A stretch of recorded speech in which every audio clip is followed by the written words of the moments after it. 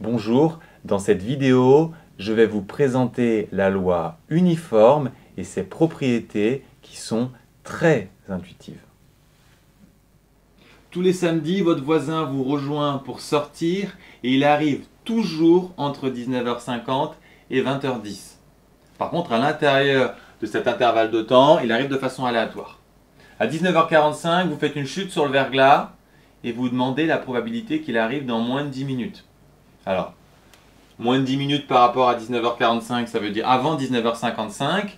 Il n'arrive pas avant 19h50, donc il arrive entre 19h50 et 19h55, ce qui lui laisse 5 minutes pour arriver sur un intervalle possible de 20 minutes, donc 5 sur 20, autrement dit, une chance sur 4. Maintenant, quelle est la probabilité qu'il arrive en plus de 15 minutes? Il est 19h45, donc il arrive après 20h. Il peut arriver entre 20h et 20h10, ce qui lui laisse un laps de temps de 10 minutes sur 20, donc une chance sur 2. Plus de 20 minutes, même principe. Il arrive après 20h05, il a 5 minutes pour arriver, 5 sur 20, donc une chance sur 4. Plus de 30 minutes, probabilité qu'il arrive après 20h15, a priori c'est impossible, donc 0. Et enfin l'espérance, c'est-à-dire l'attente moyenne attendue, entre guillemets, puisqu'il arrive entre 19h50 et 20h10, leur moyenne d'arrivée c'est 20h, donc ça nous fait 15 minutes d'attente. Ici, on a affaire à une loi dite uniforme, parce que l'arrivée de votre voisin se fait de façon aléatoire entre 19h50 et 20h10, sans qu'on ait plus de chances d'arriver à un moment ou à un autre. On a autant de chances d'arriver à n'importe quel instant, c'est uniforme. Alors on peut constater, on l'a vu, qu'on peut trouver tous les résultats par le bon sens, mais pour les justifier, vous allez utiliser deux formules que je vais vous présenter maintenant. Pour voir apparaître ces formules, on peut s'appuyer sur un schéma. Si on représente ici le temps d'attente, le temps d'attente minimum est de 5 minutes, le temps d'attente maximum est de 25 minutes. Si on se demande la probabilité d'arriver en moins de 10 minutes, on va faire cet intervalle divisé par l'intervalle total, autrement dit 10 moins 5, donc 5, et 25 moins 5, donc 20. De façon générale, si votre variable peut prendre une valeur comprise entre A et B, la probabilité qu'elle vale entre C et D sera la longueur de cet intervalle, donc D moins C, sur la longueur totale B moins A. Cette formule est valable pour toutes les lois uniformes. Enfin, pour l'espérance, c'est la moyenne attendue entre A et B, autrement dit le milieu entre A et B, qui vaut A plus B sur 2.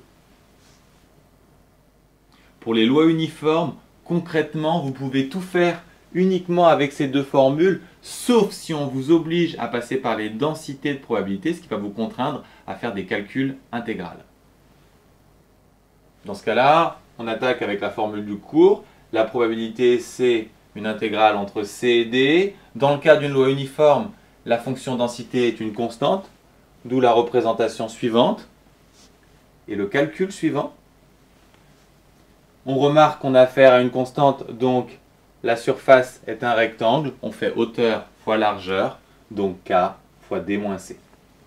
Le problème, c'est qu'on ne connaît pas K, mais on peut le retrouver, puisque on sait que la probabilité d'être entre A et B, les valeurs minimum et maximum, vaut 1. Et le calcul est le même qu'au-dessus. Donc on trouve K fois B moins A. Autrement dit, K égale 1 sur B moins A. Puis en injectant cette valeur ici, on trouve bien la probabilité qu'on avait trouvée précédemment. On vient de trouver que K vaut 1 sur B moins A. Vous n'êtes pas obligé de refaire la démonstration, c'est un résultat à connaître. Enfin, il nous reste à redémontrer avec les intégrales que l'espérance vaut A plus B sur 2. L'espérance, d'après le cours général sur les probabilités continues, c'est l'intégrale de x f de x dx. On remplace f de x par sa valeur qui, dans le cas d'une loi uniforme, est une constante.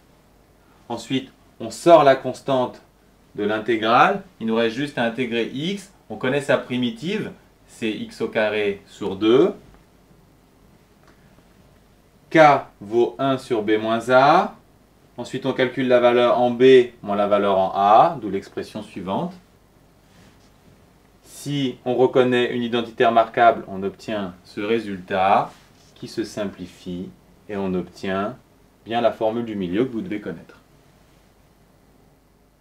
Que retenir? On l'a vu, avec les lois uniformes, tout peut se faire avec deux formules associées à un schéma très simple.